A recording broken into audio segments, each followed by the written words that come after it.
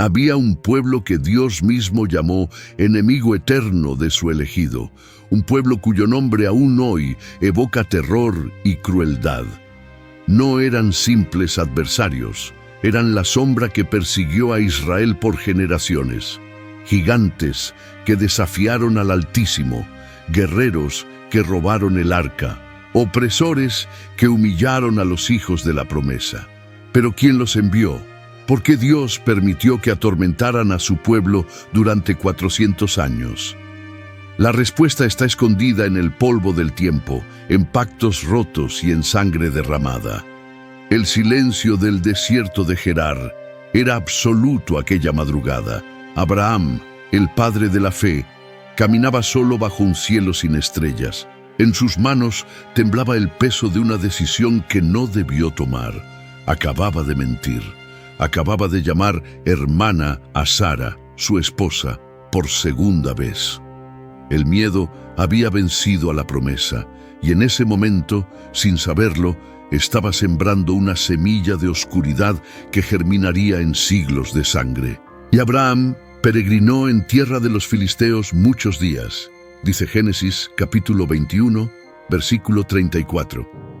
Esas palabras suenan inocentes, pero esconden un misterio sombrío, porque los filisteos no eran un pueblo cualquiera. Eran descendientes de Misraim, hijo de Cam, el hijo maldito de Noé. Génesis 10, versículo 14.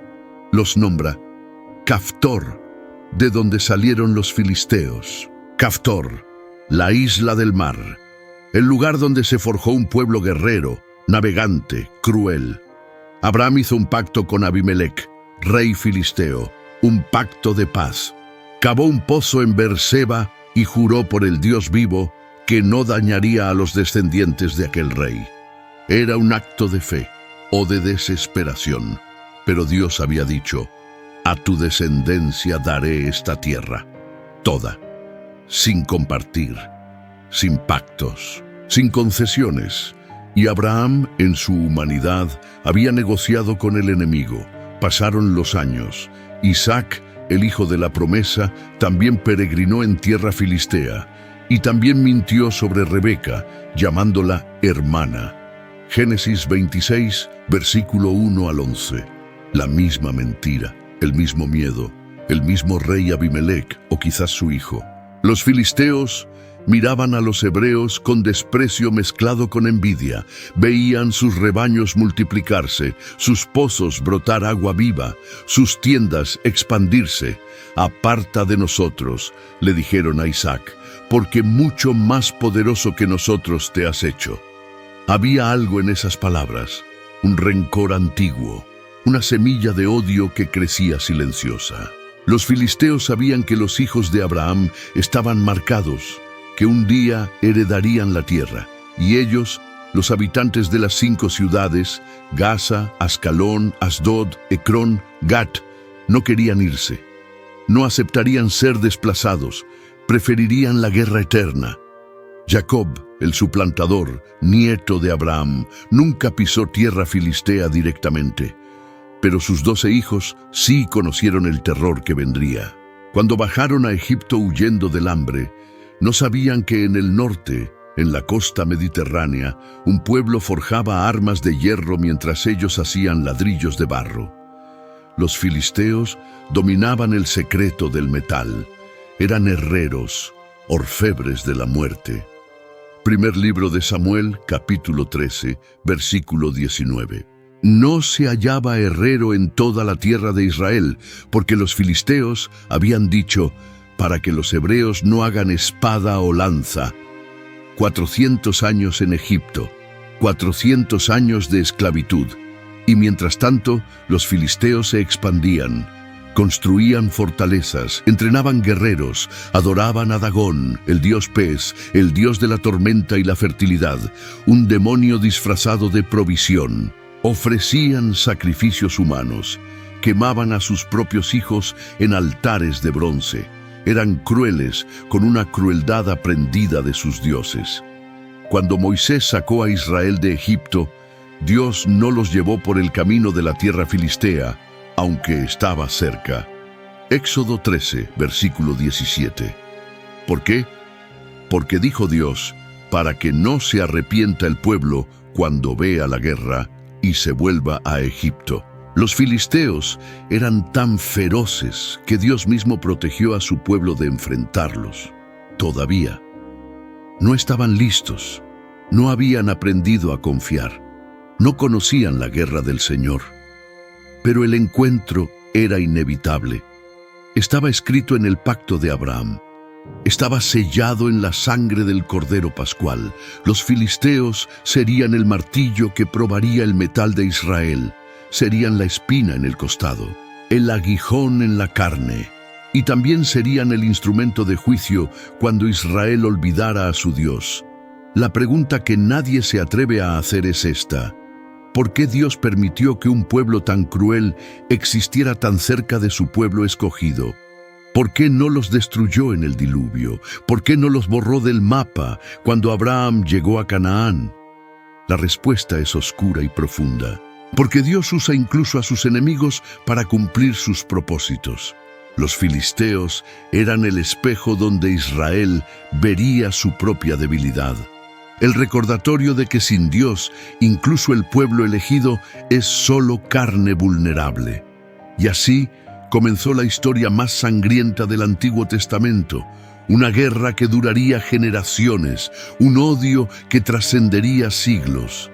Los filisteos contra los hijos de Jacob, la carne contra el espíritu, la espada de hierro contra la promesa divina, y en medio de todo, un Dios silencioso que observaba, esperaba y preparaba el escenario para la mayor demostración de su poder a través de la mayor debilidad humana. La noche que Israel entró a Canaán, los filisteos ya estaban esperando, no en la frontera, no con ejércitos. Esperaban con paciencia de serpiente, escondidos en sus 5 ciudades fortificadas, observando. Sabían que vendría el momento, que los hebreos, ebrios de victoria sobre Jericó y Jai, eventualmente bajarían la guardia. Y ese día, los filisteos atacarían. Jueces, capítulo 3, versículo 3, enumera a los enemigos que Dios dejó en la tierra para probar a Israel. Entre ellos destacan los 5 príncipes de los filisteos. No eran nómadas, no eran tribus errantes, eran una pentarquía organizada, 5 reyes que gobernaban 5 ciudades-estado con mano de hierro. Gaza, la fortaleza del sur; Ascalón, el puerto comercial; Asdod, el centro religioso donde residía Dagón; Ecrón, la ciudad industrial; y Gat, la tierra de los gigantes. Sí, gigantes. Porque los filisteos no eran solo crueles, eran también grandes, descendientes de los Anakim, los hijos de Anac, que aterrorizaron a los espías de Moisés. Segundo libro de Samuel, capítulo 21, versículo 16 al 22, nombra a 4 gigantes filisteos muertos por los valientes de David: Isbi-Benob, Saf, Goliat de Gat y un hombre sin nombre con 24 dedos. Cada uno medía más de 2 metros y 70 centímetros. Cada uno era una pesadilla viviente. Durante los años de Josué, Israel los ignoró. Conquistaron Jericó, vencieron a los amorreos, dividieron la tierra entre las tribus. Pero Josué, capítulo 13, versículo 2, registra una lista sombría de territorios no conquistados. Esta es la tierra que queda, todos los términos de los filisteos. Dios había ordenado tomar toda la tierra. Israel desobedeció. Prefirieron la paz incómoda a la guerra obediente. Y esa decisión los perseguiría por generaciones. Los primeros 50 años después de la muerte de Josué fueron relativamente tranquilos. Pero la calma era falsa. Israel comenzó a mezclarse con los cananeos, a adorar a Baal y Astoret, a olvidar la ley de Moisés. Y Dios, en su justicia perfecta, les envió opresores. Jueces capítulo 10, versículo 7. Y Jehová los entregó en mano de los filisteos. 40 años de opresión. 40 años de tributo forzado, de humillación pública, de hijas violadas y de hijos reclutados como esclavos. Fue entonces cuando nació Sansón, Jueces 13, versículo 5, un nazareo desde el vientre, un hombre apartado para liberar a Israel de los filisteos. Pero Sansón era un libertador extraño. No lideraba ejércitos, no construía estrategias, peleaba solo, con furia, con poder sobrenatural, con una unción que lo hacía invencible, mientras permaneciera consagrado. Los filisteos lo odiaban y lo temían. Había quemado sus cosechas atando teas a 300 zorras. Había matado a 1000 hombres con una quijada de asno. Había arrancado las puertas de Gaza y las había cargado hasta la cima de un monte. Era imparable, pero tenía una debilidad: las mujeres filisteas. Dalila fue su perdición, una prostituta de Sorek contratada por los 5 príncipes con 110 monedas de plata cada uno, 550 piezas de plata por la cabeza del nazareo. «¿Cuál es el secreto de tu fuerza?», preguntó ella 7 veces, y 7 veces Sansón mintió, hasta que, cansado de su insistencia, reveló la verdad: «Nunca pasó navaja sobre mi cabeza».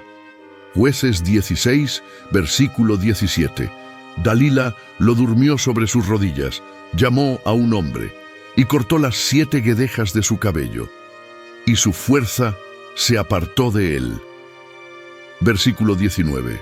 Lo que pasó después fue una de las escenas más brutales de la Biblia. Los filisteos le sacaron los ojos, lo encadenaron con grillos de bronce, lo pusieron a moler en la cárcel como un animal, y cada día lo exhibían en el templo de Dagón para que el pueblo se burlara. Nuestro Dios entregó en nuestras manos a nuestro enemigo. Cantaban ebrios de vino y victoria. Pero el cabello de Sansón comenzó a crecer, y con él su consagración, una última vez, una última oportunidad. Jueces 16, versículo 28. Señor Jehová, acuérdate ahora de mí y fortaléceme solamente esta vez. 3000 filisteos estaban en el techo del templo.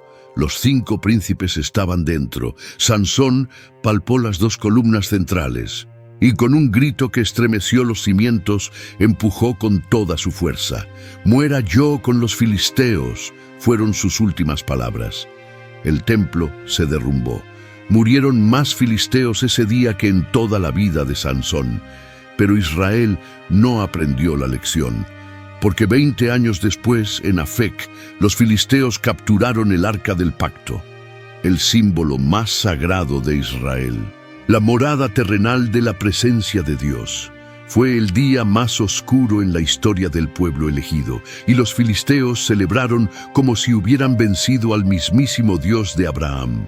Pusieron el arca en el templo de Dagón, en Asdod, como un trofeo, como una burla, pero a la mañana siguiente Dagón estaba postrado rostro en tierra delante del arca. Primer libro de Samuel, capítulo 5, versículo 3. Lo levantaron. Al día siguiente estaba caído nuevamente, pero esta vez su cabeza y sus manos estaban cortadas en el umbral. Solo quedaba el tronco del ídolo. Dios había decapitado al dios de los filisteos en su propia casa. Y luego vinieron las plagas, tumores en las partes ocultas, ratones que devoraban los campos, muerte súbita en cada ciudad que recibía el arca. Durante 7 meses el terror filisteo fue absoluto, hasta que desesperados devolvieron el arca con ofrendas de oro, 5 tumores de oro y 5 ratones de oro, 1 por cada ciudad. Primer libro de Samuel, capítulo 6, versículo 4. Habían aprendido algo, que el Dios de Israel no era como Dagón, que no podía ser derrotado, ni capturado, ni humillado, pero no lo adoraron. No se arrepintieron, solo lo temieron, y el temor sin amor se transforma en odio. Los filisteos volverían una y otra vez, hasta que un pequeño pastor de Belén los enfrentara con 5 piedras lisas y una fe del tamaño de montañas. El valle de Ela olía a miedo. Era un olor denso, pegajoso, que se adhería a la piel de los soldados israelitas como sudor frío. Hacía 40 días que el gigante salía cada mañana y cada tarde a lanzar su desafío. 40 días, el número de la prueba, el número del desierto, el número que separa la fe del pánico. Escoged de entre vosotros un hombre que venga contra mí, rugía Goliat desde el valle. Primer libro de Samuel, capítulo 17, versículo 8. Si él pudiere pelear conmigo y me venciere, nosotros seremos vuestros siervos, y si yo pudiere más que él y lo venciere, vosotros seréis nuestros siervos. Era la antigua ley de la guerra, un campeón contra otro. El ganador se lo lleva todo, pero nadie salía. Saúl, el rey de Israel, el hombre que sobresalía entre todo el pueblo desde los hombros arriba, estaba paralizado. Sus valientes, endurecidos en batallas, temblaban, porque Goliat no era un hombre común. Medía 6 codos y un palmo, aproximadamente 2 metros con 90 centímetros. Su cota de mallas pesaba 5.000 siclos de bronce, unos 57 kilos de metal puro. La punta de su lanza pesaba 600 siclos de hierro, casi 7 kilos. Era una máquina de guerra viviente, pero había algo más aterrador que su tamaño. Era su linaje. Goliat era de Gat, la ciudad de los gigantes, descendiente directo de los hijos de Anac que no fueron exterminados por Josué. Josué 11, versículo 22. Ninguno de los anaseos quedó en la tierra de los hijos de Israel. Solamente quedaron en Gaza, en Gat y en Asdod. Los filisteos los habían adoptado, los habían entrenado, los habían convertido en sus armas vivientes. Y entonces llegó David, un adolescente, quizás 16 o 17 años, pelirrojo, de hermosos ojos. Primer libro de Samuel 16, 12. Había llegado al campamento solo para llevar comida a sus hermanos. Pero cuando escuchó la blasfemia del gigante, algo se encendió en su interior. ¿Quién es este filisteo incircunciso para que provoque a los escuadrones del Dios viviente?, preguntó. Versículo 26.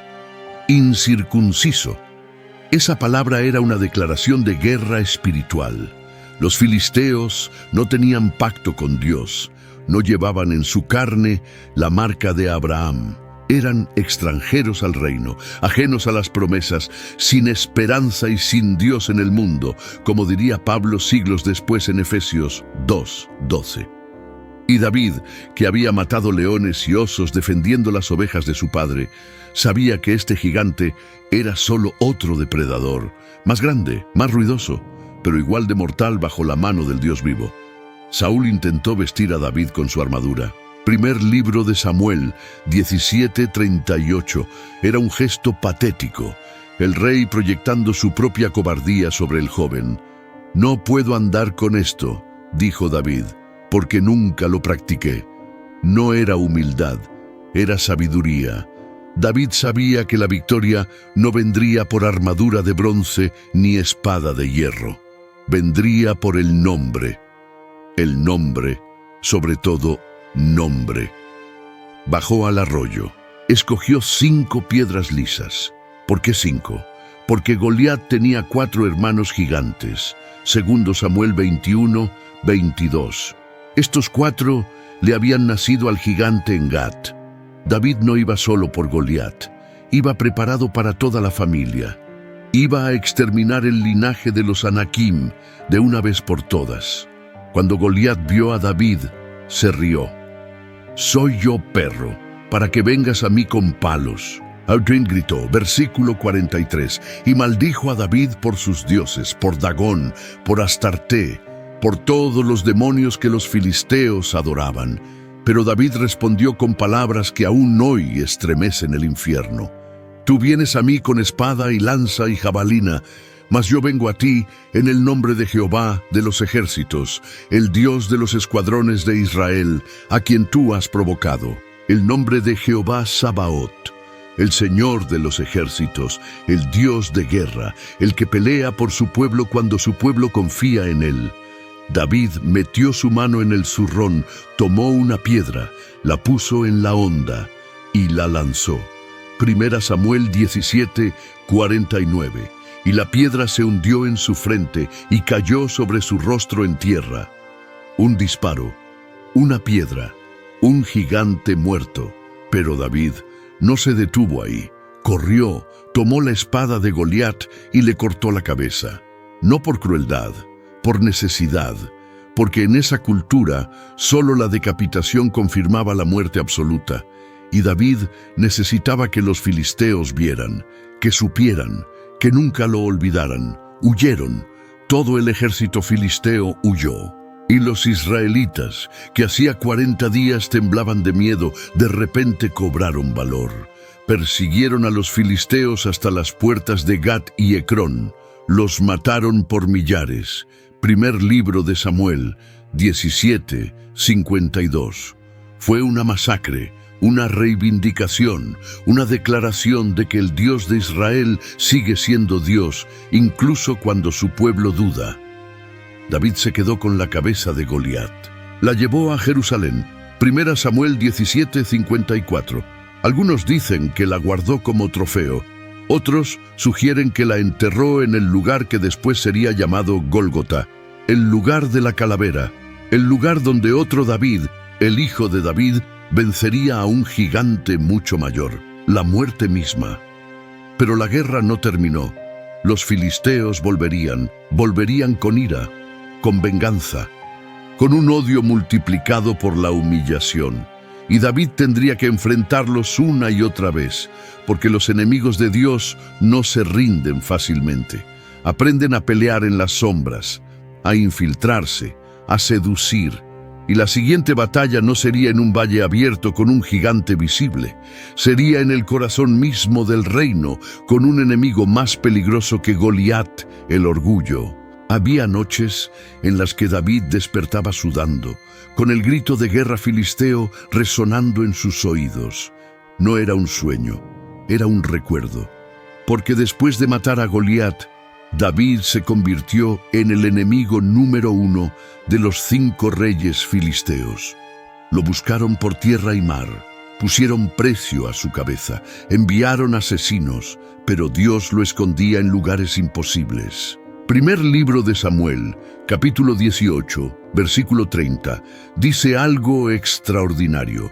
Y salían los príncipes de los filisteos, y cuando quiera que salían, David tenía más éxito que todos los siervos de Saúl, por lo cual su nombre se hizo muy ilustre. Cada batalla era una victoria, cada enfrentamiento una masacre. Los filisteos caían como trigo ante la hoz, y David crecía en fama, en poder y en peligro, porque Saúl, consumido por la envidia, quería matarlo. Y en su locura hizo algo imperdonable. Le pidió a David un precio de novia por su hija Mical, 100 prepucios de filisteos. Primer libro de Samuel 18, 25. Era una trampa. Saúl pensaba que los filisteos matarían a David en el intento. Pero David, con una audacia que bordeaba la temeridad, salió y mató a 200 filisteos. Y trajo los prepucios, todos. Versículo 27. Era una humillación sin precedentes. En aquella cultura, el prepucio era símbolo de identidad. Quitarlo de un enemigo muerto era declarar que no era digno ni de su propia carne. Era reducirlo a nada, y David lo hizo 200 veces. Los filisteos nunca olvidarían esa afrenta. Pasaron los años, Saúl seguía persiguiendo a David, y David, huyendo, cometió el error más grave de su vida hasta ese momento. Primer libro de Samuel, capítulo 27, versículo 1. Y dijo David en su corazón: al fin seré muerto algún día por la mano de Saúl. Nada, pues, me será mejor que fugarme a la tierra de los filisteos, el enemigo jurado, el pueblo que había humillado, y ahora iba a buscar refugio con ellos. Fue a Gat, la ciudad de Goliat, la ciudad que guardaba luto perpetuo por su campeón caído. El rey era Aquis, hijo de Maoc, Y cuando David llegó con sus 600 hombres, Aquis tuvo que tomar una decisión política brutal: matar al asesino de Goliat o usarlo contra Saúl. Eligió la segunda opción. Le dio a David la ciudad de Siclag. Primer libro de Samuel 27:6. Durante 16 meses David vivió en tierra filistea. 16 meses mintiendo, fingiendo lealtad. Salía con sus hombres a hacer incursiones, pero no contra Israel. Atacaba a los gesuritas, los jezritas, los amalecitas, pueblos nómadas del sur, y mataba a todos: hombres, mujeres, niños, animales. No dejaba testigos. Primer libro de Samuel 27:11. Porque si alguien regresaba vivo a Gat y contaba la verdad, Aquis descubriría el engaño. Era una estrategia despiadada, moralmente ambigua y profundamente peligrosa. David estaba jugando con fuego, estaba caminando en el filo de la navaja entre la supervivencia y la traición, y casi le cuesta todo. Cuando los filisteos reunieron sus ejércitos para pelear contra Israel en Afec, llamaron a David. Primer libro de Samuel 29:2. Los 5 reyes marchaban con sus tropas, y Aquis llevaba a David en la retaguardia. «Este es David, el siervo de Saúl, rey de Israel», dijo Aquis orgulloso. «Ha estado conmigo muchos días». Pero los otros príncipes filisteos no confiaban. «Despide a este hombre», ordenaron. Versículo 4. «No sea que en la batalla se nos vuelva enemigo». Fue la mano invisible de Dios. Porque si David hubiera peleado contra Israel ese día, su destino habría quedado sellado. Habría sido recordado como traidor, como el hombre que vendió a su pueblo. Pero Dios lo libró. Lo obligó a regresar a Siclag antes de la batalla. Y entonces vino el desastre. Cuando David y sus hombres llegaron a Siclag, la ciudad estaba en cenizas. Los amalecitas habían atacado. Se habían llevado a todas las mujeres y los niños, incluidas las 2 esposas de David, Ahinoam y Abigail. Primer libro de Samuel 30:3. Los hombres de David lloraron hasta que no les quedaron fuerzas, y luego hablaron de apedrearlo. Versículo 6. Era el punto más bajo de su vida, más bajo que huir de Saúl, más bajo que vivir entre filisteos, más bajo que fingir locura en Gat años atrás. Estaba solo, rodeado de hombres que lo culpaban, sin familia, sin ciudad, sin esperanza. Pero el versículo 6 termina con 6 palabras que cambiaron todo. Mas David se fortaleció en Jehová su Dios. Consultó al sacerdote Abiatar. Usó el efod. Preguntó a Dios: «¿Perseguiré a estos merodeadores? ¿Los podré alcanzar?» Y Dios respondió: «Persíguelos, porque ciertamente los alcanzarás, y de cierto librarás a los cautivos». Versículo 8. David obedeció, persiguió, alcanzó, rescató a todos y tomó un botín tan grande que lo compartió con las ciudades de Judá. Versículo 26. Mientras David rescataba a su familia, Saúl moría en el monte Gilboa. Los filisteos lo habían derrotado. Mataron a sus 3 hijos, incluyendo a Jonatán, el amigo de David. Y Saúl, herido, se dejó caer sobre su propia espada. Primer libro de Samuel 31:4. Al día siguiente, los filisteos encontraron su cadáver, le cortaron la cabeza y clavaron su cuerpo en el muro de Bet-san. Versículo 10. Era la venganza por Goliat, cabeza por cabeza, humillación por humillación. Los filisteos enviaron mensajeros por toda su tierra anunciando la victoria.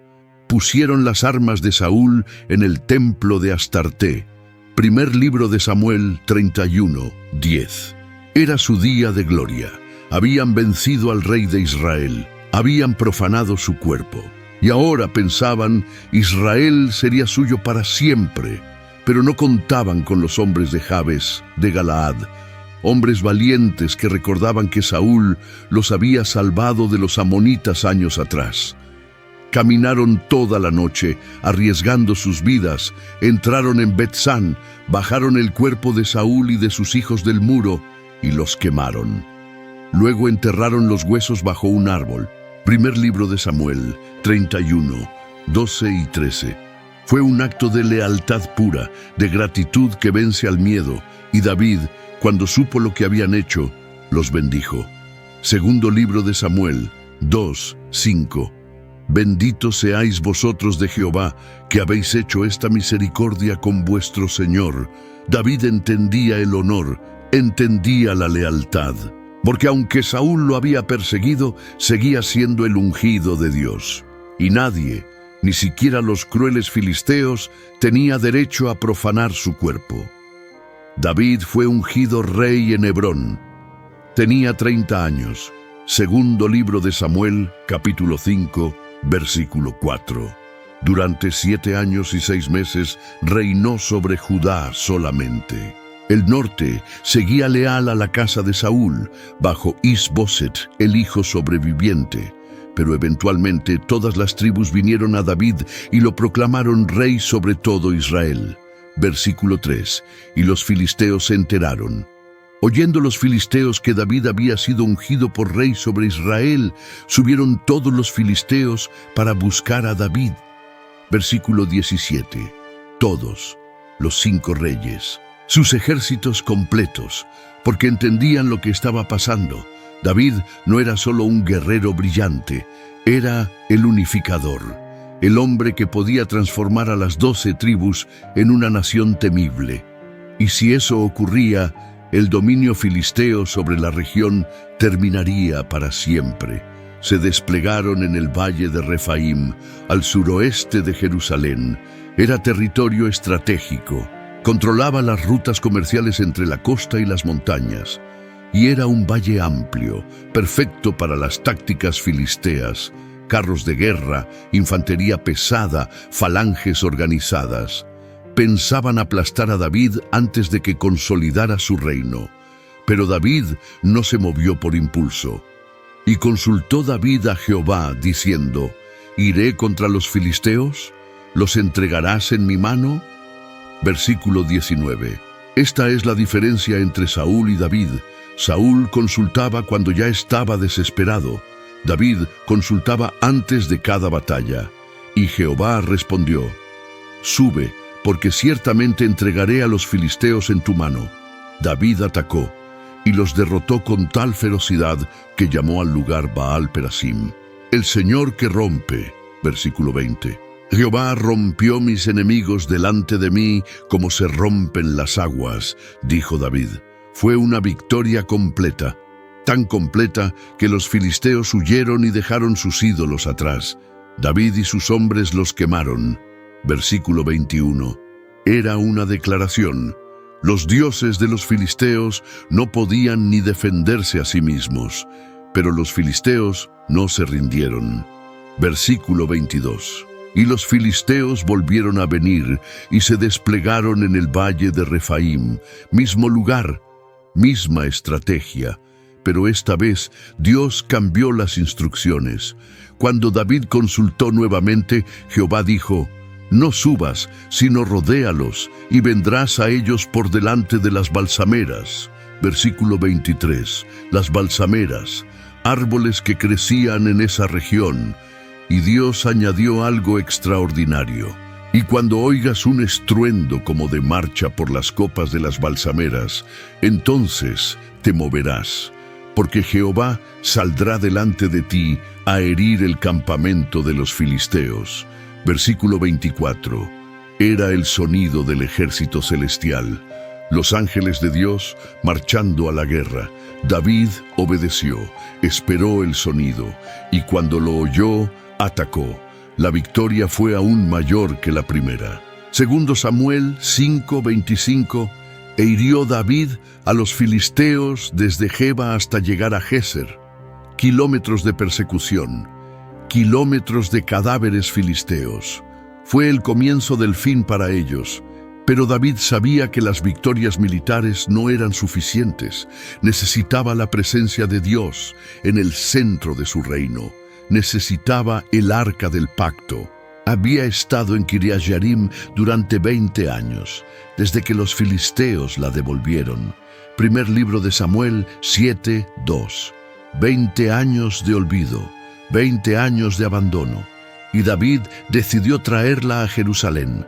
Hicieron un carro nuevo, pusieron el arca sobre él.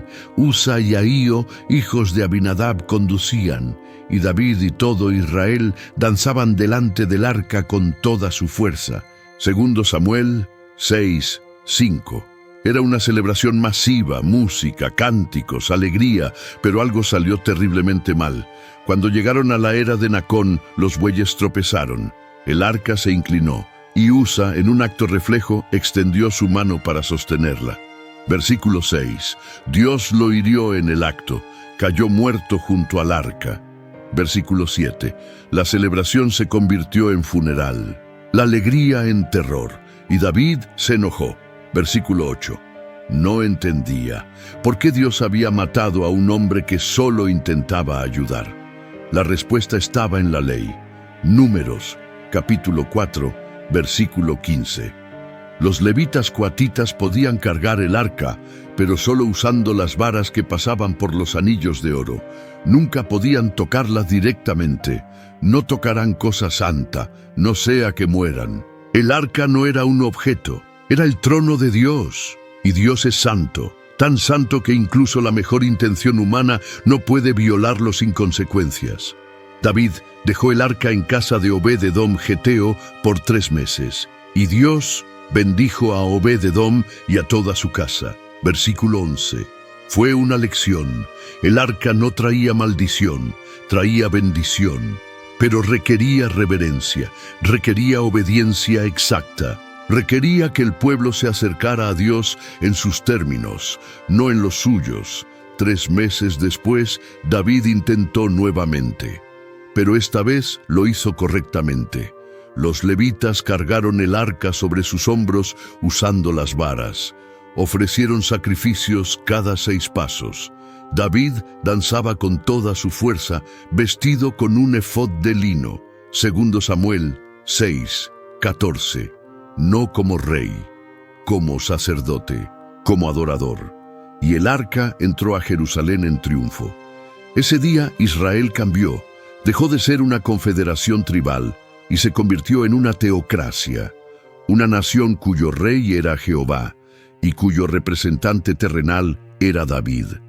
Y los filisteos observaban desde la distancia, impotentes, sabiendo que habían perdido, no solo batallas, habían perdido la guerra espiritual, porque mientras ellos adoraban a Dagón, un ídolo de madera que caía de bruces, Israel adoraba al Dios vivo que marchaba en las copas de los árboles. Y no hay comparación, nunca la hubo, nunca la habrá. Los últimos años de David contra los filisteos no fueron solo militares, fueron existenciales. Porque los filisteos habían aprendido que no podían vencer a Israel en campo abierto mientras Dios peleara por ellos. Así que cambiaron de táctica. Ya no buscaban destruir, buscaban infiltrar, corromper, seducir. Segundo Samuel, capítulo 8, versículo 1, resume las victorias de David. Después de esto aconteció que David derrotó a los filisteos y los humilló. Y tomó David a Metec-Ama de mano de los filisteos. Metec-Ama significa el freno de la ciudad madre. Algunos estudiosos creen que se refiere a Gat. Otros dicen que era un título para toda la pentarquía. Lo importante es esto. David les quitó el control, los sometió, les impuso tributo. 1 Crónicas 18:1. Pero someter no es eliminar. Y ahí radicaba el problema. Dios había ordenado a Israel que destruyera completamente a los cananeos. Deuteronomio 7:2. Las destruirás del todo. No harás con ellas alianza, ni tendrás de ellas misericordia. Los filisteos, aunque no eran cananeos propiamente, eran parte del mismo sistema espiritual, adoraban los mismos demonios, practicaban las mismas abominaciones. Y David, en su pragmatismo político, los dejó vivir. Era el mismo error de Saúl con Agag, el mismo error de Josué con los gabaonitas, el mismo error que cada generación de israelitas cometía: pensar que podían administrar el pecado en vez de erradicarlo. Y las consecuencias siempre llegaban. Quizás no inmediatamente, pero llegaban. Durante el reinado de David, los filisteos se volvieron vasallos, pagaban impuestos, enviaban mercenarios a servir en el ejército de David. Incluso había un grupo élite llamado los cereteos y los peleteos, que servían como guardia personal del rey. Segundo Samuel 8:18. Eran filisteos, guerreros filisteos protegiendo al rey de Israel. La ironía era grotesca. Uno de ellos se llamaba Itai. Era de Gat, el mismo Gat de Goliat. Cuando Absalón se rebeló contra David y el rey tuvo que huir de Jerusalén, Itai le dijo algo extraordinario. Segundo Samuel 15:21. Vive Jehová, y vive mi señor el rey, que o para muerte o para vida. Donde estuviere mi señor el rey, allí estará también tu siervo. Un filisteo jurando lealtad al Dios de Israel y al rey David con más convicción que los propios israelitas. Era una señal de algo más profundo. Los filisteos, como pueblo, nunca se convirtieron, pero individuos sí. Hombres que vieron el poder del Dios de Israel y abandonaron a Dagón. Hombres que eligieron la luz sobre la oscuridad. Y eso nos enseña algo crucial. Dios nunca rechaza a nadie por su origen. Rechaza a los que rechazan su gracia y acepta a cualquiera que venga con corazón sincero. Pero la mayoría de los filisteos permanecieron enemigos. Primer Crónicas capítulo 20 registra las últimas batallas contra los gigantes de Gat. Sibecai Husatita mató a Saf. Elanán, hijo de Jair, mató a Lami, hermano de Goliat. Jonatán, hijo de Simea, hermano de David, mató al gigante de 24 dedos. Versículos 4 al 7. Estos fueron los hijos del gigante en Gat, los cuales cayeron por mano de David y de sus siervos. Versículo 8. Era el cumplimiento de una promesa silenciosa. Cuando David tomó 5 piedras del arroyo antes de enfrentar a Goliat, estaba declarando guerra a toda la línea de gigantes, y uno por uno cayeron. La semilla de los Anakim fue exterminada, no por genocidio caprichoso, por juicio divino contra una línea genética corrupta que se había mezclado con los Nefilim, los caídos, los hijos de los ángeles rebeldes que Génesis 6 menciona. Cuando David envejeció y entregó el reino a Salomón, los filisteos ya no eran una amenaza, estaban quebrados, divididos, empobrecidos. Salomón ni siquiera tuvo que pelear contra ellos, simplemente los administró. Segundo Crónicas 9:26. Y tuvo señorío sobre todos los reyes desde el Éufrates hasta la tierra de los filisteos y hasta la frontera de Egipto. Los filisteos eran solo una provincia más en el vasto imperio salomónico, pero la paz no duró. Después de la muerte de Salomón, el reino se dividió, norte y sur, Israel y Judá. Y los filisteos, como buitres que huelen carroña, comenzaron a resurgir. Atacaron durante el reinado de Joram. Segundo Crónicas 21:16. Entonces Jehová despertó contra Joram la ira de los filisteos. Saquearon Jerusalén. Se llevaron las esposas y los hijos del rey. Era el juicio de Dios usando a los enemigos de Israel para disciplinar a su pueblo rebelde. El patrón se repitió durante generaciones. Cuando Israel obedecía, los filisteos eran sometidos. Cuando Israel se rebelaba, los filisteos atacaban. Eran el látigo de Dios, el recordatorio viviente de que el pecado tiene consecuencias y que ningún enemigo externo es más peligroso que el pecado interno. El rey Usías los derrotó. Segundo Crónicas 26:6. Y salió y peleó contra los filisteos, y rompió el muro de Gat, el muro de Jabnia y el muro de Asdod. pero su hijo Acaz los perdió nuevamente. Segundo Crónicas 28, 18. También los filisteos habían invadido las ciudades de la Cefela y del Negev de Judá, y habían tomado Bet-Semes, Ajalón, Gederot, y habitaban en ellas. Era un ciclo interminable: victoria y derrota, obediencia y rebelión, presencia de Dios y ausencia de Dios. Y los filisteos, como una plaga persistente, nunca desaparecían del todo. Estaban ahí, esperando, observando, listos para atacar en el momento de debilidad. Y entonces llegó el día en que Dios decidió terminar con ellos de una vez por todas. No usaría a Israel esta vez, usaría a un imperio del oriente. Un imperio que no conocía a Jehová, pero que serviría sus propósitos. Babilonia estaba llegando, y con ella el fin de todos los pueblos antiguos que se habían opuesto a Dios. Los profetas comenzaron a hablar. Primero fue Isaías, luego Jeremías, después Ezequiel, y todos tenían un mensaje similar sobre los filisteos. No era un mensaje de esperanza, era un oráculo de destrucción total. Isaías, capítulo 14, versículos 29 al 31. No te alegres tú, Filistea toda, por haberse quebrado la vara del que te hería, porque de la raíz de la culebra saldrá áspid, y su fruto será serpiente voladora. Y los primogénitos de los pobres serán apacentados, y los menesterosos se acostarán seguros. Mas yo haré morir de hambre tu raíz, y mataré tus sobrevivientes. Era poesía oscura, apocalíptica, pero el mensaje era claro.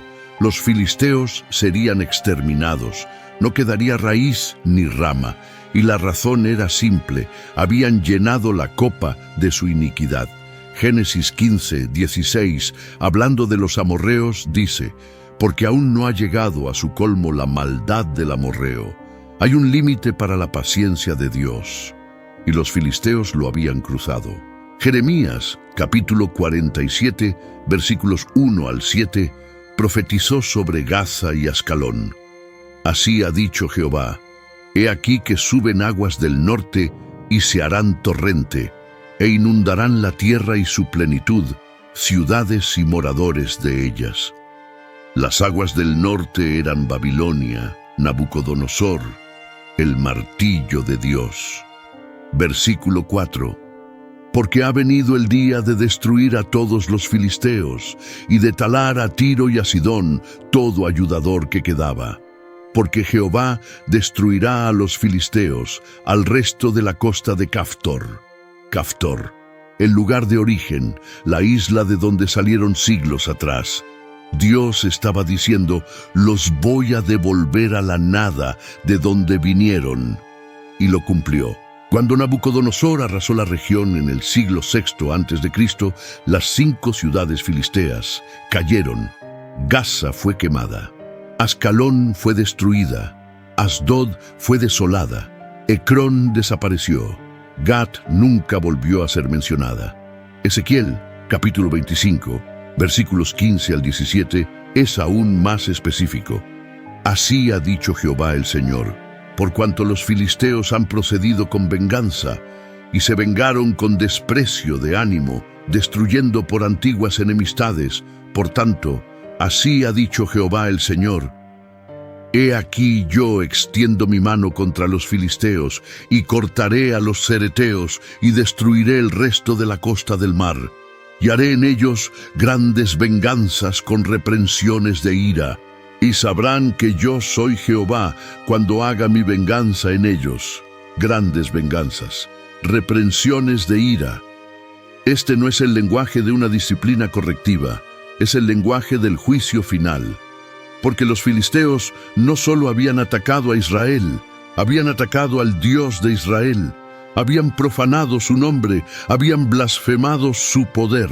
Y Dios, que es paciente pero no pasivo, había decidido que era suficiente. La destrucción vino en oleadas. Primero, los egipcios bajo el faraón Necao, luego los babilonios, después los persas, más tarde los griegos bajo Alejandro Magno y finalmente los romanos. Cada imperio que pasaba por la región pisoteaba las ruinas de las ciudades filisteas, hasta que no quedó nada, ni arquitectura, ni idioma, ni cultura, ni siquiera un pueblo que llevara el nombre. Los filisteos se extinguieron, literalmente. Para el primer siglo después de Cristo ya no existían como etnia. Habían sido absorbidos, asimilados, exterminados, y su tierra fue renombrada. Los romanos, después de aplastar la revuelta judía en el año 135 después de Cristo, tomaron la región de Judea y la llamaron Siria Palestina. Palestina, un nombre derivado de filisteo, pero era solo un nombre. Los filisteos reales habían desaparecido hacía siglos. Era irónico y trágico. La tierra llevaba su nombre, pero ellos ya no existían para habitarla. Habían sido borrados de la historia como pueblo, exactamente como Dios había profetizado, y quedaron solo como una advertencia, un ejemplo, un recordatorio de que oponerse al Dios de Israel no es solo peligroso, es suicida. Pero había otra capa de significado más profunda. Los filisteos representaban algo más que un pueblo literal. Representaban el espíritu de resistencia carnal contra los propósitos espirituales de Dios. Eran la imagen perfecta del enemigo que habita en la carne, no en tierras lejanas, sino dentro de cada creyente. Pablo lo diría siglos después en Efesios 6:12. Porque no tenemos lucha contra sangre y carne, sino contra principados, contra potestades, contra los gobernadores de las tinieblas de este siglo, contra huestes espirituales de maldad en las regiones celestes. Los filisteos físicos habían desaparecido, pero los principados que los inspiraban seguían vivos. Dagón había sido solo una manifestación temporal de demonios eternos. Y esos demonios siguen operando hoy, siguen seduciendo, siguen infiltrando, siguen intentando corromper al pueblo de Dios, no con espadas de hierro, con filosofías vacías, con placeres efímeros, con promesas de poder sin santidad, con religión sin relación, con adoración sin transformación.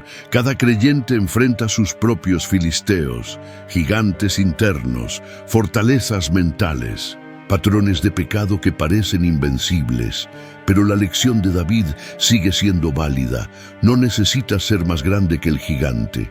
Solo necesitas ser más grande en fe, porque el que está en ti es mayor que el que está en el mundo. Primera Juan 4. Los filisteos fueron vencidos no porque Israel fuera superior militarmente. Fueron vencidos porque Dios peleaba por Israel cuando Israel confiaba en él. Y esa es la clave, no tu fuerza, no tu estrategia, no tu disciplina. Es tu dependencia del Dios vivo, del Dios que marcha en las copas de los árboles, del Dios que hunde piedras en frentes de gigantes, del Dios que derriba templos con nazareos ciegos, pero consagrados. La historia de los filisteos terminó hace 2000 años, pero tu historia con tus propios filisteos está siendo escrita ahora. ¿Vas a enfrentarlos con la armadura de Saúl? ¿O vas a bajar al arroyo, tomar 5 piedras lisas y correr hacia el gigante en el nombre del Jehová de los ejércitos? Había una pregunta que nadie se atrevía a hacer en voz alta durante siglos de guerra entre Israel y los filisteos. ¿Por qué Dios los permitió? Si Dios es todopoderoso, si Él controla la historia, si Él prometió la tierra a Abraham sin condiciones, ¿por qué dejó que un pueblo tan cruel existiera en las fronteras de su pueblo elegido? La respuesta está escondida en la pedagogía divina. Dios enseña a través de la adversidad. Jueces 3, 1-4, lo dice explícitamente. Estas, pues, son las naciones que dejó Jehová para probar con ellas a Israel. a todos aquellos que no habían conocido todas las guerras de Canaán, solamente para que el linaje de los hijos de Israel conociese la guerra. Estos, pues, fueron para probar a Israel. Los filisteos eran una prueba, un examen continuo, un espejo que reflejaba el estado espiritual de Israel. Cuando Israel obedecía, los filisteos eran sometidos. Cuando Israel se rebelaba, los filisteos los oprimían. El patrón era tan predecible que se convirtió en una ley espiritual. Deuteronomio 28 lo había advertido, versículos 15 al 68. Las bendiciones de la obediencia y las maldiciones de la rebelión. Y los filisteos eran una de las maldiciones vivientes. Pero había más. Los filisteos también eran una protección. Suena contradictorio, pero es verdad. Su presencia en la costa impedía que Israel se volviera complaciente.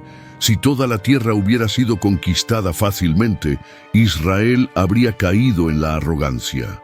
Se habrían creído invencibles por sus propias fuerzas, y eso habría sido más peligroso que cualquier ejército filisteo. Dios usa a los enemigos para mantenernos dependientes. Pablo lo entendió cuando escribió sobre su aguijón en la carne. 2 Corintios 12, 7. Y para que la grandeza de las revelaciones no me exaltase desmedidamente, me fue dado un aguijón en mi carne, un mensajero de Satanás que me abofetee, para que no me enaltezca sobremanera. Los filisteos eran el aguijón en la carne de Israel, un recordatorio doloroso pero necesario de que la victoria viene de Dios, no de ellos mismos. También eran un instrumento de redención. Cada opresión filistea llevaba a Israel al arrepentimiento. Jueces 10, versículos 10 al 16, muestra el patrón. Israel peca, Dios los entrega a los filisteos. Israel clama, Dios levanta un libertador. Era un ciclo diseñado para enseñarles que no podían vivir sin Dios, que la autosuficiencia era una ilusión, que la verdadera libertad solo viene a través de la obediencia. Y había otra dimensión más profunda. Los filisteos eran una imagen profética del enemigo final, no Satanás mismo, sino el sistema del mundo. 1 Juan 2, 15 al 17. No améis al mundo, ni las cosas que están en el mundo, porque todo lo que hay en el mundo, los deseos de la carne, los deseos de los ojos y la vanagloria de la vida, no proviene del Padre, sino del mundo. Los filisteos representaban el mundo. Tenían riqueza, controlaban el comercio mediterráneo. Tenían poder, dominaban la tecnología del hierro. Tenían cultura, eran sofisticados, organizados, cosmopolitas, y precisamente por eso eran peligrosos. No eran bárbaros salvajes, eran seductores civilizados, ofrecían una alternativa atractiva al camino estrecho de la obediencia a Jehová. Israel constantemente era tentado a imitar a los filisteos, a adoptar sus tecnologías, a comerciar con ellos, a hacer alianzas matrimoniales, a adorar a sus dioses además de Jehová. Era el sincretismo, la mezcla, el veneno disfrazado de progreso, y Dios lo odiaba, porque sabía que el primer paso hacia la idolatría es la admiración, y el último paso es la esclavitud. Sansón cayó en esa trampa.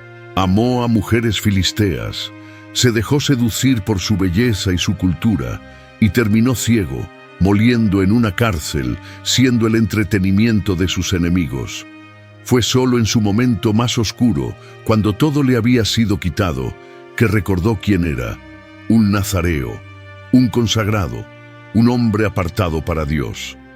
Y en ese momento de claridad brutal, destruyó más enemigos con su muerte que con toda su vida.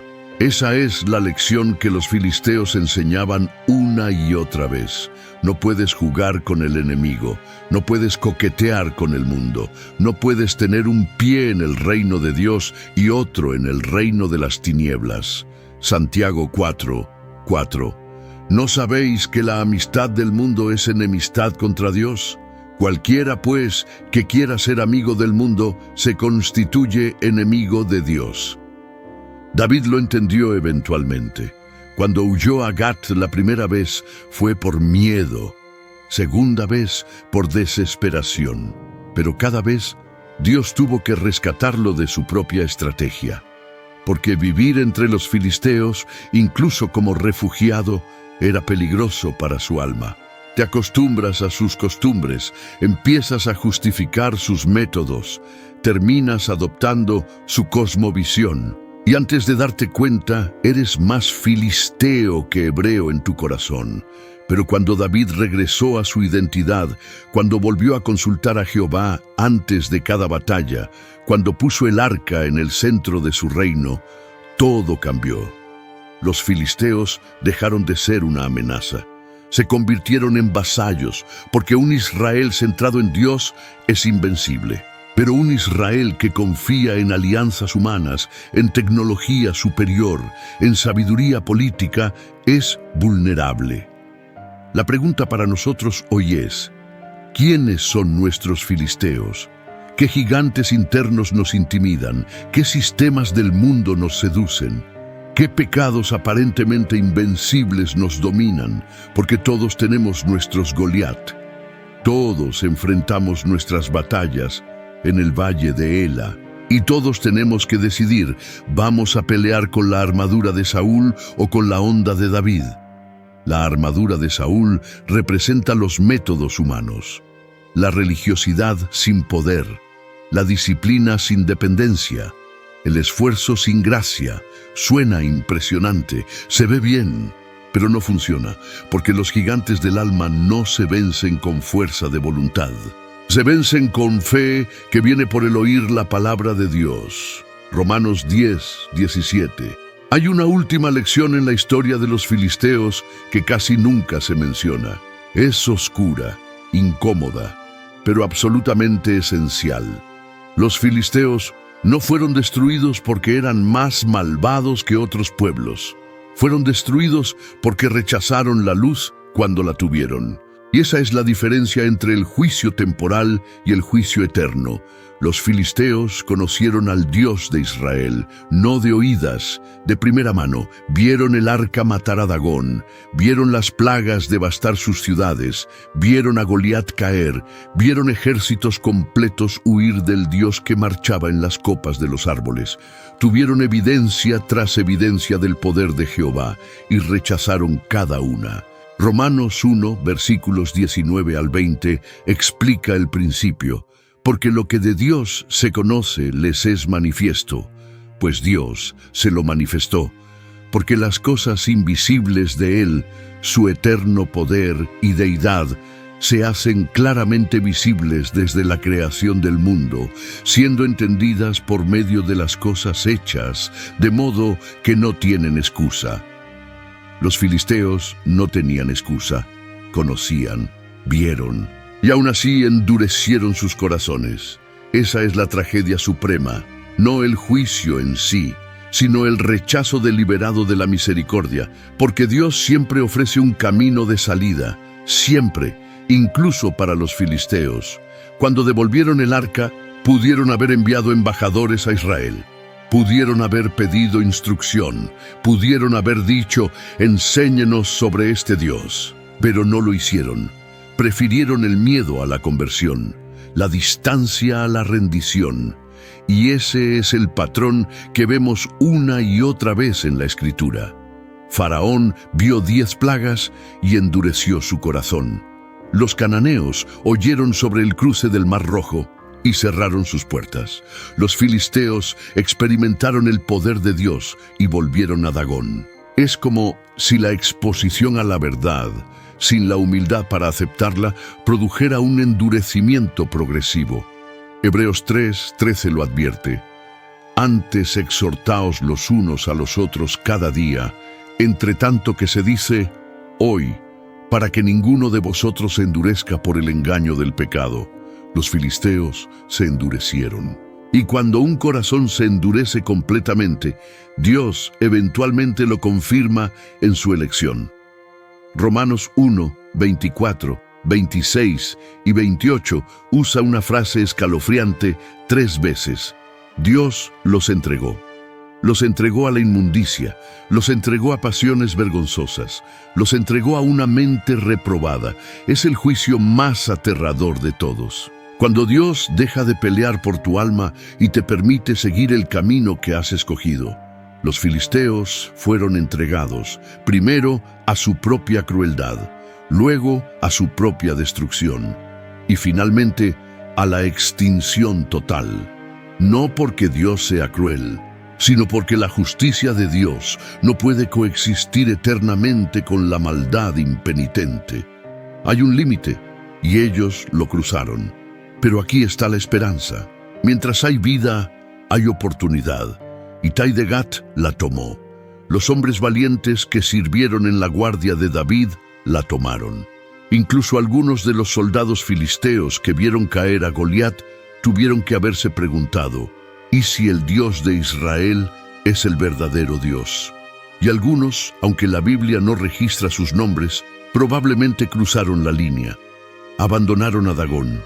Se circuncidaron, se unieron al pueblo de la promesa. Esa es la belleza del Evangelio. No hay etnia condenada, no hay raza maldita, no hay persona tan lejos que Dios no pueda alcanzarla. Efesios 2, 11 al 13. Por tanto, acordaos de que en otro tiempo vosotros los gentiles en cuanto a la carne, estabais sin Cristo, alejados de la ciudadanía de Israel y ajenos a los pactos de la promesa, sin esperanza y sin Dios en el mundo. Pero ahora en Cristo Jesús, vosotros que en otro tiempo estabais lejos, habéis sido hechos cercanos por la sangre de Cristo. Los filisteos literales nunca aceptaron esa oferta como pueblo, pero los filisteos espirituales, nosotros que estábamos lejos, sí. Cada persona que viene a Cristo es un filisteo redimido, un enemigo transformado en hijo, un extranjero adoptado en la familia, un muerto resucitado a vida. 2 Corintios 5, 17. De modo que si alguno está en Cristo, nueva criatura es. Las cosas viejas pasaron, he aquí todas son hechas nuevas. Esa es la diferencia entre los filisteos físicos y nosotros. Ellos tuvieron oportunidad y la rechazaron. Nosotros tuvimos oportunidad y algunos la aceptamos. Y para los que la aceptaron, todo cambió. Dejamos de ser enemigos de Dios.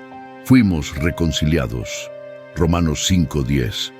Porque si siendo enemigos, fuimos reconciliados con Dios por la muerte de su Hijo, mucho más, estando reconciliados, seremos salvos por su vida.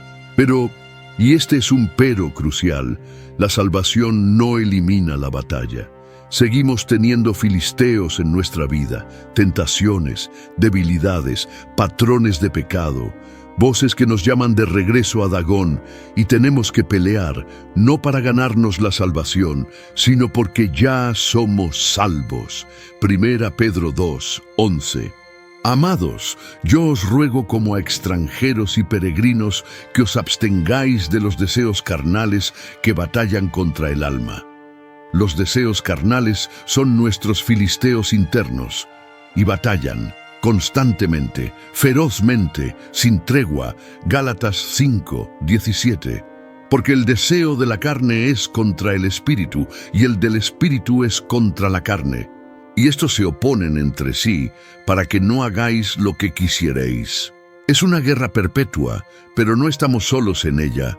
Tenemos lo que Israel nunca tuvo completamente, el Espíritu Santo morando en nosotros. Tenemos lo que David solo experimentó temporalmente, la unción permanente. Tenemos lo que Sansón perdió y recuperó solo al final. El poder que no depende de nuestras fuerzas, sino de nuestra consagración. Y tenemos algo más. Tenemos el ejemplo de los que pelearon antes. Hebreos 12, 1. Por tanto, nosotros también, teniendo en derredor nuestro tan grande nube de testigos, despojémonos de todo peso y del pecado que nos asedia, y corramos con paciencia la carrera que tenemos por delante. Los testigos incluyen a David, que venció con una honda, a Sansón, que venció en su debilidad, a los valientes anónimos que mataron gigantes cuyos nombres nadie recuerda. Y sobre todo, tenemos a Jesús. Hebreos 12, 2. Puestos los ojos en Jesús, el autor y consumador de la fe, el cual, por el gozo puesto delante de él, sufrió la cruz, menospreciando el oprobio, y se sentó a la diestra del trono de Dios. Jesús venció al enemigo final, no con espada, con obediencia, no con poder militar, con entrega, no evitando la cruz, abrazándola.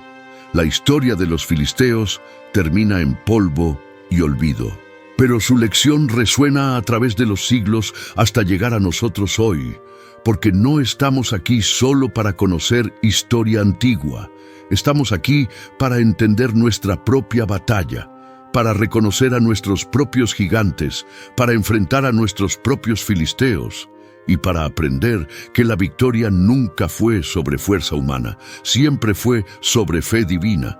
Cuando David corrió hacia Goliat, no corrió con confianza en su puntería, corrió con confianza en el nombre. 1 Samuel 17, 45. Tú vienes a mí con espada y lanza y jabalina, mas yo vengo a ti en el nombre de Jehová de los ejércitos. Ese es el secreto que los filisteos nunca entendieron, que el verdadero poder no está en las armas, está en aquel que pelea por ti. Proverbios 21, 31 dice, el caballo se alista para el día de la batalla, mas Jehová es el que da la victoria. Israel tenía menos soldados que los filisteos. Tenían armas inferiores, no tenían herreros, no tenían la tecnología del hierro, pero tenían algo infinitamente más valioso, tenían el favor de Dios cuando caminaban en obediencia. Y esa sigue siendo la clave hoy. No tu talento, no tu educación, no tus recursos, no tu red de contactos, es tu relación con Dios, es tu disposición a obedecerlo, es tu fe para creer que Él es mayor que cualquier gigante que enfrentes. 1 Juan 5, 4. Porque todo lo que es nacido de Dios vence al mundo, y esta es la victoria que ha vencido al mundo, nuestra fe. Los filisteos representaban el mundo, el sistema organizado contra Dios, la cultura que dice, puedes tenerlo todo sin Dios, la filosofía que promete, sé tú mismo, sigue tu corazón, no necesitas someterte a nadie. La seducción que susurra, un poco de compromiso no te hará daño.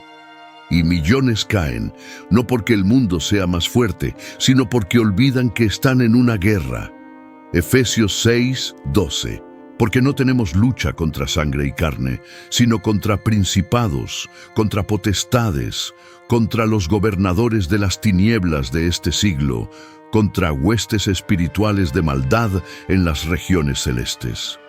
Los filisteos físicos desaparecieron, pero los principados que los inspiraban siguen operando, y pelear contra ellos requiere armas espirituales.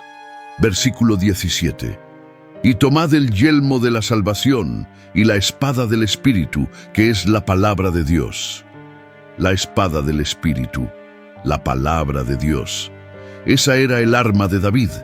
Él no se enfrentó a Goliat con teología abstracta, se enfrentó con la verdad declarada de que Dios había prometido victoria a su pueblo. Y esa promesa era más real que los 2,90 metros de carne y hueso que rugían en el valle. ¿Cuál es tu Goliat? ¿Qué gigante te intimida cada día? ¿Qué voz te dice que eres demasiado pequeño, demasiado débil, demasiado quebrado para vencer? Porque ese gigante está mintiendo. La verdad es esta: no importa cuán grande sea el enemigo, lo que importa es cuán grande es tu Dios. Y tu Dios es el mismo que derrumbó los muros de Jericó con un grito, el mismo que partió el mar rojo con un viento, el mismo que resucitó a su Hijo de entre los muertos al tercer día. Romanos 8, 31. ¿Qué pues diremos a esto? Si Dios es por nosotros, ¿quién contra nosotros? Versículo 37. Antes, En todas estas cosas somos más que vencedores por medio de aquel que nos amó. No vencedores por los pelos, más que vencedores. Victoriosos con margen, triunfantes con exceso, porque la batalla no depende de ti, depende de Él. Los filisteos aprendieron esta lección demasiado tarde. Aprendieron que puedes capturar el arca, pero no puedes capturar a Dios. Puedes vencer ejércitos, pero no puedes vencer al Señor de los ejércitos. Puedes matar a un nazareo, pero no puedes matar el llamado de Dios sobre una vida consagrada. Y cuando finalmente entendieron, ya era demasiado tarde. El juicio había llegado. La extinción estaba decretada. Pero para ti todavía hay tiempo. Todavía hay esperanza. Todavía hay gracia. Porque el mismo Dios que juzgó a los filisteos es el mismo Dios que ofrece salvación a todo aquel que invoque su nombre. Romanos 10:13. Porque todo aquel que invocare el nombre del Señor será salvo. Todo aquel. No importa tu pasado, no importa tu linaje, no importa cuántas veces has fallado. David falló. Mintió sobre Sara siendo de los filisteos. Huyó a Gat 2 veces. Fingió locura, vivió entre el enemigo, pero cuando regresó a Dios, Dios lo restauró, lo usó, lo convirtió en el rey conforme a su corazón, porque Dios no busca perfección, busca rendición. Salmo 51:17. Al corazón contrito y humillado, no despreciarás tú, oh Dios. Sansón falló, se dejó seducir, reveló su secreto, perdió su fuerza, fue cegado y humillado. Pero cuando clamó una última vez, Dios lo escuchó, y su muerte fue más poderosa que toda su vida, porque Dios puede usar incluso nuestros fracasos cuando nos volvemos a Él con corazón sincero. Esa es la promesa, no que no enfrentarás gigantes, sino que no los enfrentarás solo, no que no tendrás filisteos en tu vida, sino que tendrás el poder para vencerlos, no que el camino será fácil, sino que valdrá la pena, porque al final, cuando todo sea revelado, se verá claramente. Cada batalla tenía un propósito, cada prueba forjaba carácter. Cada gigante era una oportunidad para que Dios demostrara su poder a través de tu debilidad. 2 Corintios 12:9. Y me ha dicho, bástate mi gracia, porque mi poder se perfecciona en la debilidad. Por tanto, de buena gana me gloriaré más bien en mis debilidades, para que repose sobre mí el poder de Cristo. Ese es el testimonio final, no tu fuerza, sino su poder en tu debilidad. Los filisteos fueron vencidos, los gigantes cayeron, las 5 ciudades fueron destruidas, y todo porque Dios es fiel a sus promesas. Él prometió la tierra a Abraham, y la cumplió. Prometió victoria a David, y la dio. Prometió salvación a los que creen, y la garantiza. Hebreos 10:23. Mantengamos firme, sin fluctuar, la profesión de nuestra esperanza, porque fiel es el que prometió. Así que la pregunta final no es, ¿podrás vencer? La pregunta es, ¿confiarás? Porque la victoria ya está asegurada. Cristo ya venció. La batalla final ya fue peleada en una cruz en las afueras de Jerusalén, y el gigante de la muerte ya fue derrotado en una tumba vacía al tercer día. Ahora solo queda esto, tomar tu onda, bajar al arroyo, escoger tus 5 piedras y correr hacia tu Goliat en el nombre del Jehová de los ejércitos, porque Él peleará por ti, Él vencerá a través de ti. Y cuando todo termine, solo quedará una verdad resonando en la eternidad. Él no explicó el sufrimiento, no eliminó a todos los enemigos de una vez, no hizo el camino fácil, pero se reveló en medio de la batalla, marchó en las copas de los árboles y demostró una vez más que el que está con nosotros es mayor que todos los que están contra nosotros. Los filisteos cayeron, tus gigantes también caerán, porque el Dios de David sigue siendo Dios, y su brazo no se ha acortado, y su promesa sigue firme, y su amor nunca falla, nunca.